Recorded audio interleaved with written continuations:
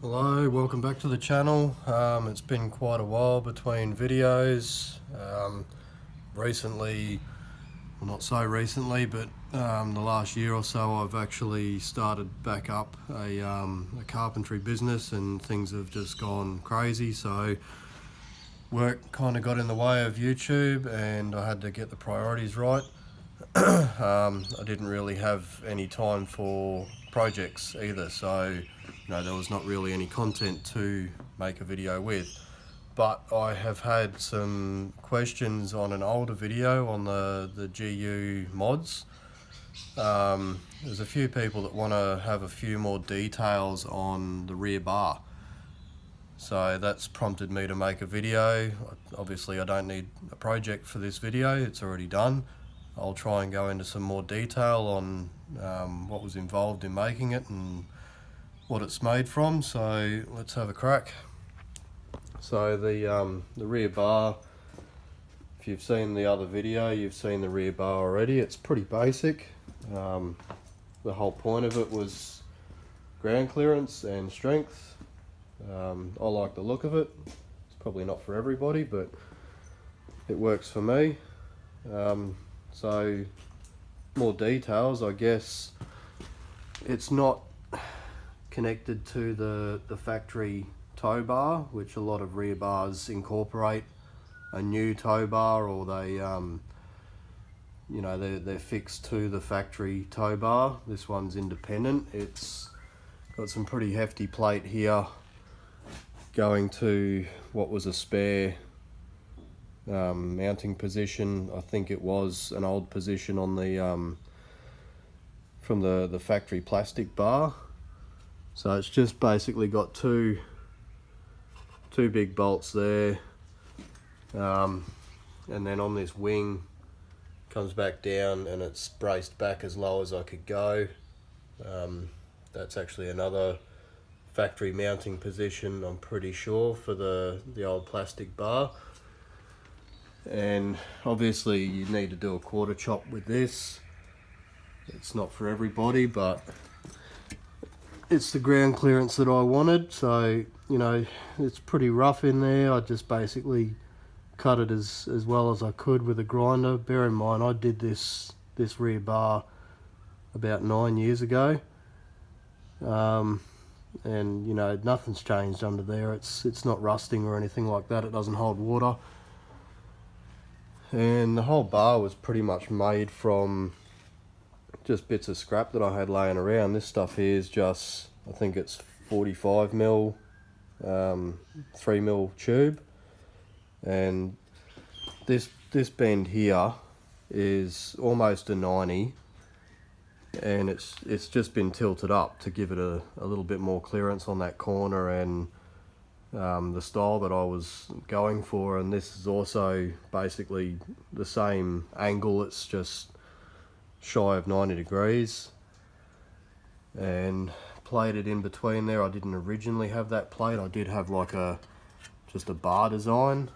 Had it like that for a couple of years and decided I didn't like the look of it. And the old ladder, it's just fixed onto the roof rack there. The roof rack was custom made as well, so it all works well together. The hardest part of all of it was making two sides the same. If anybody's done any pipe bending before and they're not a professional, I'm not a professional, you've got basic gear and it's pretty hard to match your bends. You make one, it's pretty hard to make another three the same. This bit here, it's not really doing anything. You can hear it's quite thin. It's only 2 mil.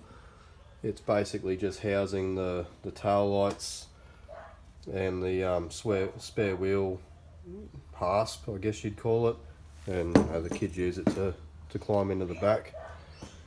The swing away was actually, that bracket I recycled was the factory spare tyre bracket that fits on there, and just bent this up in the style of like an old 40 series spare tyre carrier. Sort of triangulated back to that pivot point. or the more angles you can add to this sort of stuff, the stronger it gets. This was a kit, was just from a local camper trailer supply. It's basically a trailer stub axle, and this is sort of like a lazy hub for a trailer, but it's machined to not have the flange for your wheel studs and all that sort of stuff. So it's just got Holden bearings in there. There are other ways you could do it. You know, the old 40 series Land Cruisers, they just had like a heavy duty hinge system on there, but when you do that, you need a low position and a high position. You can't pivot everything off of one hinge, which is the benefit to doing this. I think this was only about $100, and it comes with the shaft or the spindle and the outer and the bearings and everything. And then you can just work on that. This is all mild steel, so it's nice and easy to weld to. The way that I've latched it, what you'll see most swingaways have is like a plate that will swing against the rear of the car or the rear of the bar, and then a cam over type latch. I don't really like that system because they tend to move around a bit, and that latch is vulnerable. You know, if you're going down a rock step or something like that, and you're going to slip up here and you could bend that latch or break it off, and then you're going to end up hockey strapping your swingaway closed for the rest of the trip.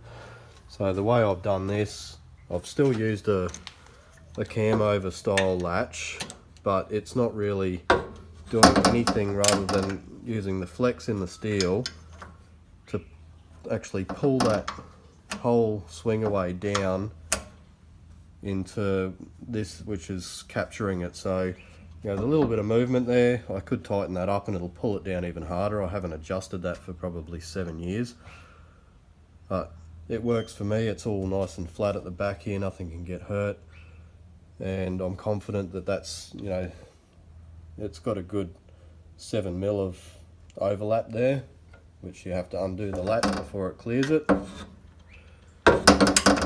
Like I said, this whole system's been on the car for probably 8-9 years. It's never failed me, unless I forget to latch that, and you know about that pretty quick as soon as you go around a corner. Yeah, I hope this helps. There's really nothing to it. It's very basic. You know, it's really just 4 bends and basically gussets where you can to strengthen it up and brace it back to lowest points, keep it up nice and high. That was the whole goal. The mud flaps are just a bit of old conveyor, just whatever I could find on the day, really. I hope this helps. Thanks for watching.